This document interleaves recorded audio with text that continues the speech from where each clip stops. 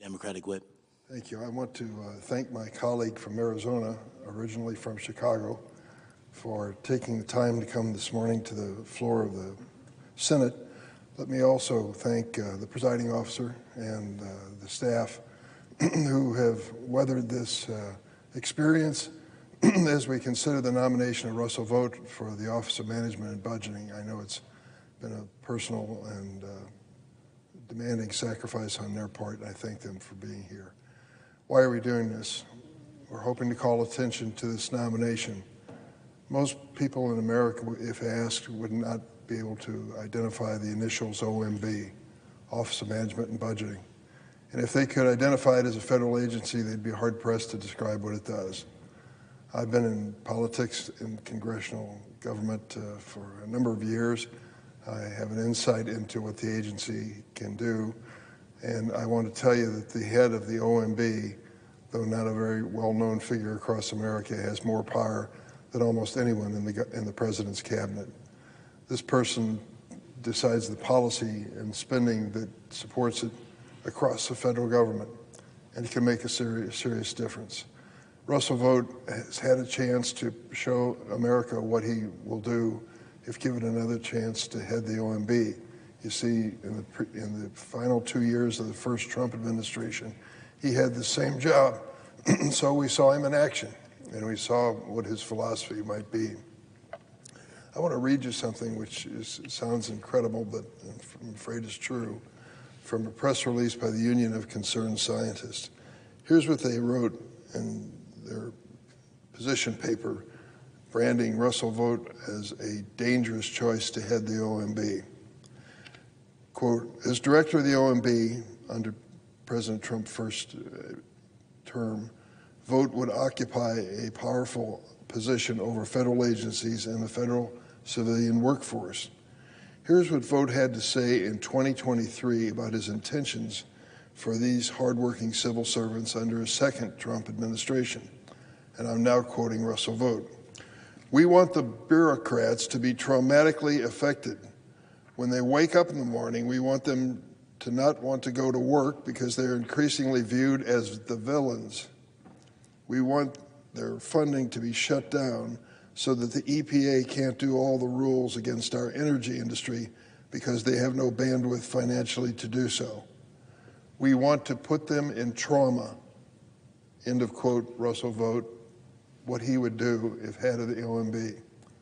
Honest to God, is that what we want in America? A person who takes a look at federal employees that do a myriad of responsible tasks in our federal government and treat them as villains, traumatize them. For Mr. Vought, this sounds like a political game. But for many of these people, first it's their lives, their careers that they've dedicated to their country and their government to do the best they can, and some critical jobs, which we may take for granted on a regular basis until that moment when we realize how important they'll be. It was just a few weeks ago when we had a horrible plane crash near Washington National Airport. I followed that closely because I will tell you literally, I have flown that flight pattern 1,000 times, 1,000. I return home to Illinois every week that I served in the House 14 years and in the United States Senate now 28 years. So I know that piece of real estate pretty well. Planes come down the Potomac River to avoid noise in the city of Washington, and some have to make a rather abrupt turn into the runway 33 that is available to them.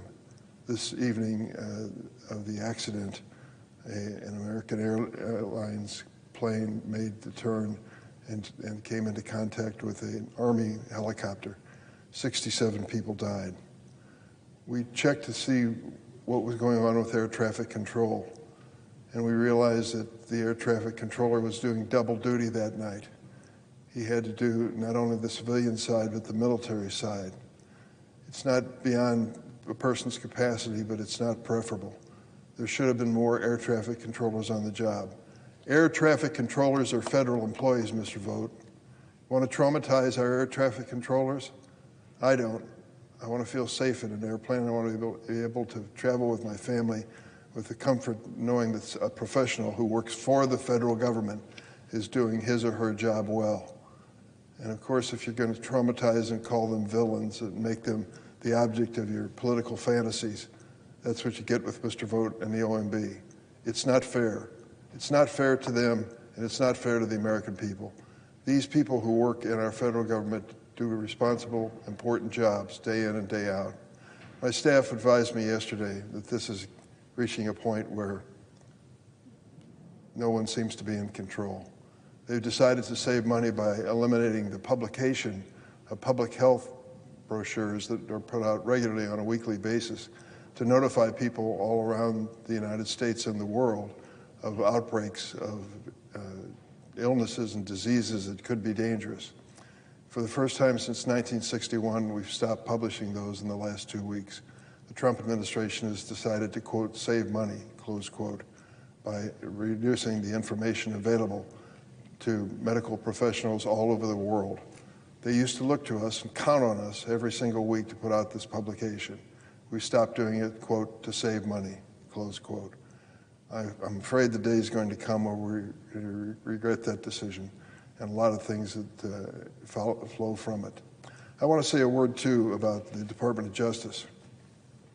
Yesterday, I had an individual come to see me who is seeking to be the Deputy Attorney General.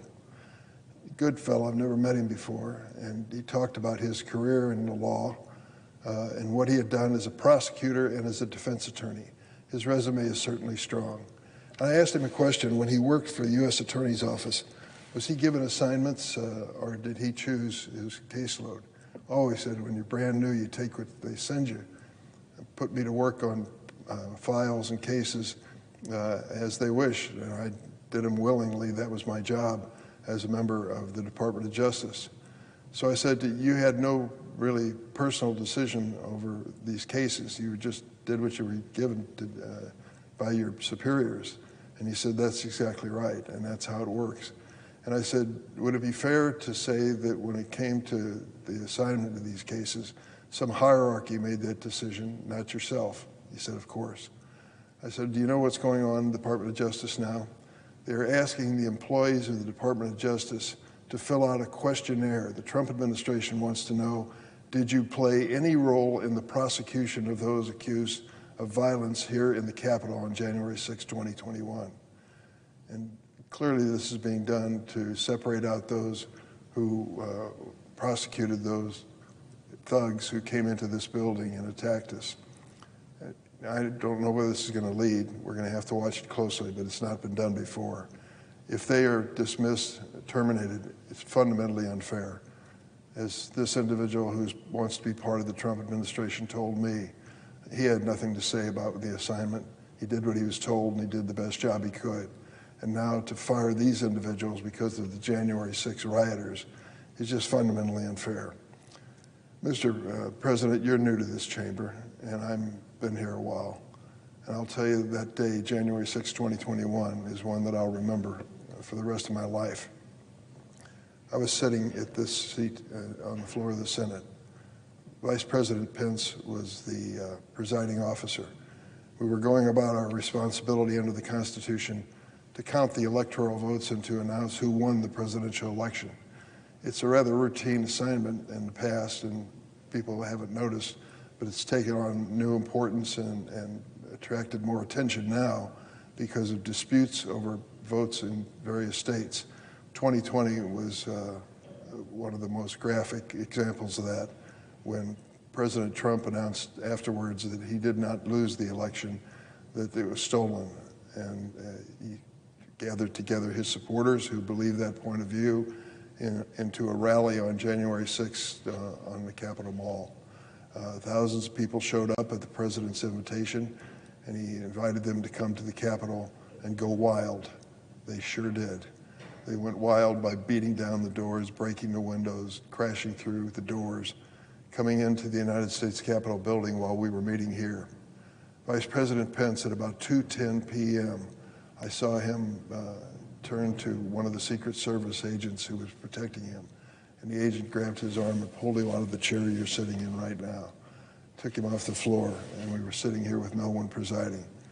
Chuck Grassley, President Pro Tem, was going to take the chair, and a member of the Capitol Hill Police instead walked up to where you're sitting and announced to all the senators in the chamber and their staff people to stay in this room. This was going to be a protected room, a safe room, and that other people were going to join us. Meanwhile, outside you could hear the roar of the crowd as they were crashing through the doors and beating up on Capitol Hill policemen. We were here for about 10 minutes when the same Capitol Hill policeman came up and said, "Change of plans. We can't keep this room safe. Grab your belongings and leave quickly through that door," which we did. We went to a building nearby and waited to see what would happen next. I was part of the leadership that was called to a secure location, and I was with Mitch McConnell and Chuck Schumer and Nancy Pelosi as we followed the proceedings of what was happening on the floor. It was a horrible scene. We were able to see the Senate chamber through C-SPAN and realize that the thugs who were taking over the building were sitting in your chair, going through my desk, posing for pictures, jumping off the balconies.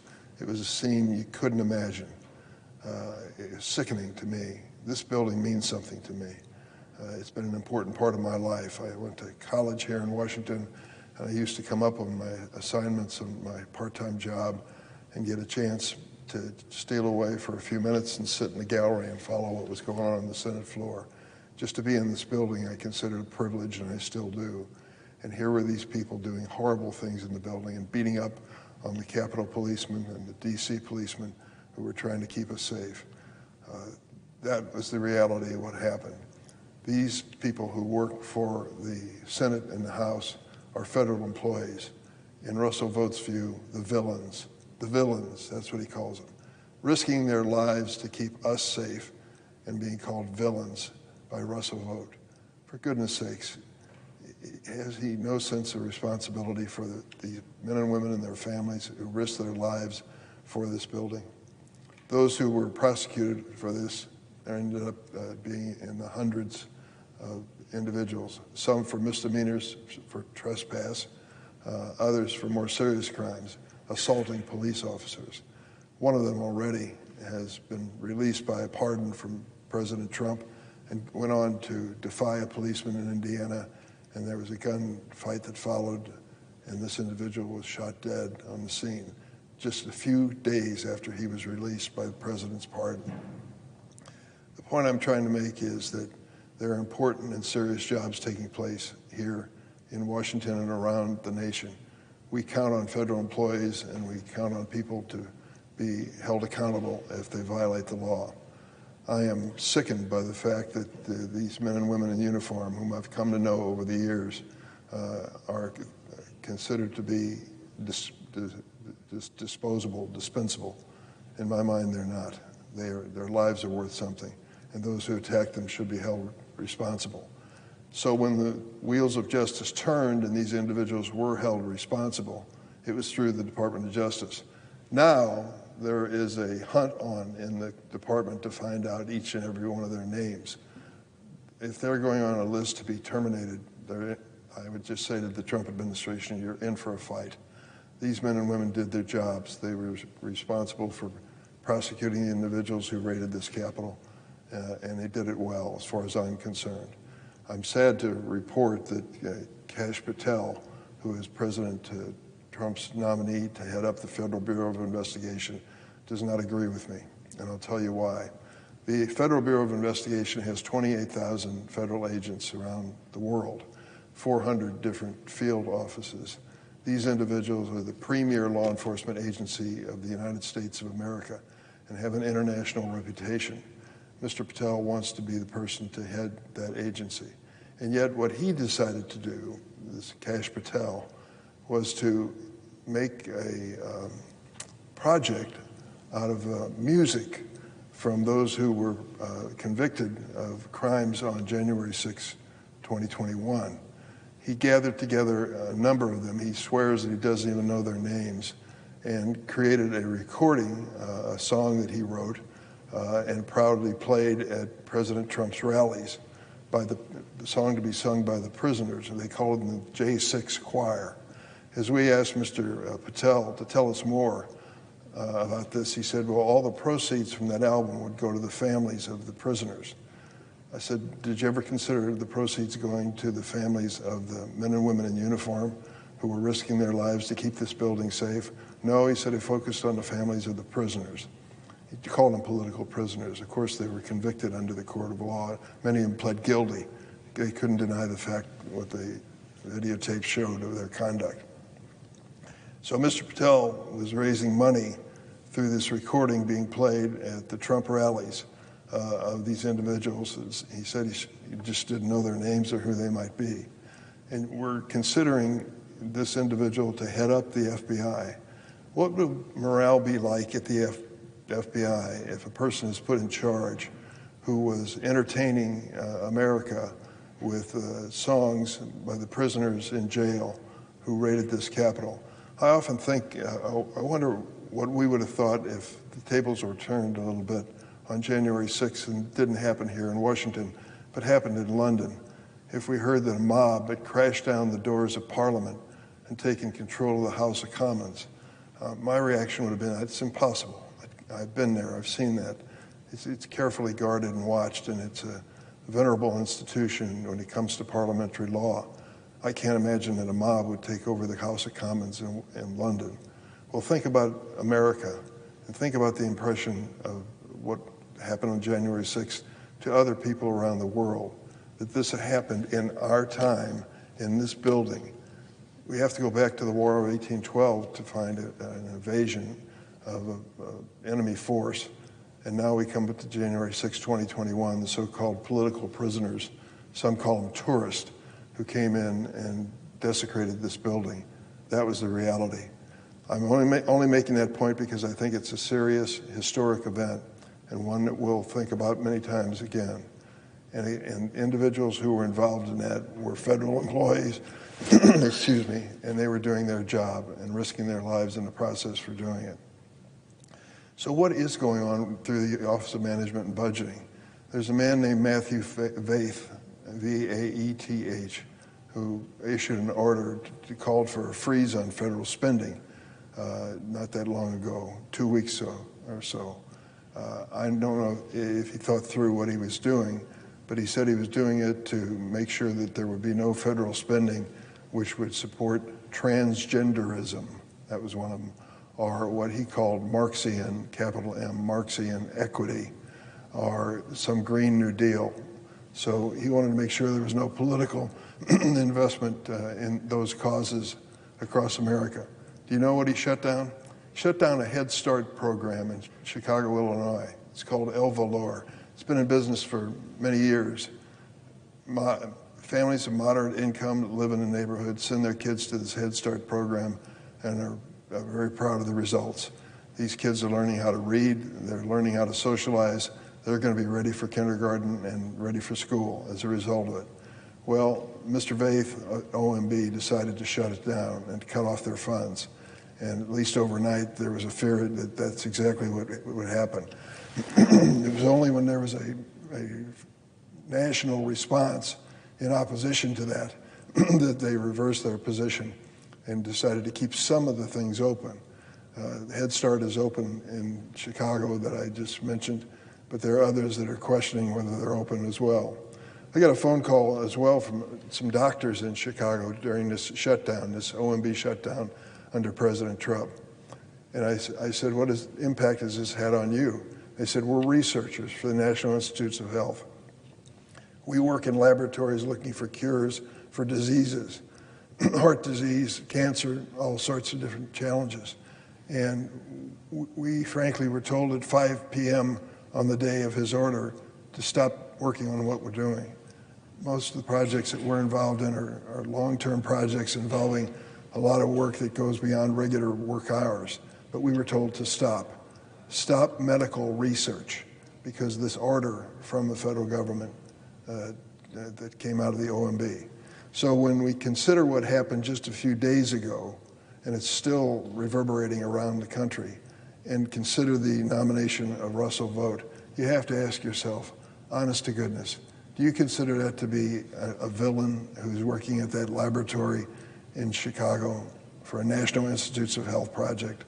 I consider that person to be a great professional, and I wish them all the success and luck in the world. To characterize them as villains, as Mr. Vought has done, is unfair to them and an indication of his values. So we are trying to appeal to our colleagues on the other side of the aisle to join us with a few votes to stop Mr. Russell Vought from taking over the Office of Management and Budgeting. This is an important responsibility, and it's one that needs to be left in the hands of those who will accept that responsibility personally. I see that my colleague has joined me from Maryland. I'm glad she is here. I'm going to wrap up by just saying that we're going to rue the day if we put Russell Vought in this job as to what he's going to do. When he characterizes our federal employees as villains and says we want to put them in trauma, do you want our air traffic controllers to be in trauma? Do you want the men and women who are responsible at the FBI for keeping our country safe from terrorism to be in trauma? I want them working for America's future as they have in the past, and to characterize them as the enemies is unfair. I'll be voting against Russell Vought, and I hope other colleagues will join me. I yield the floor.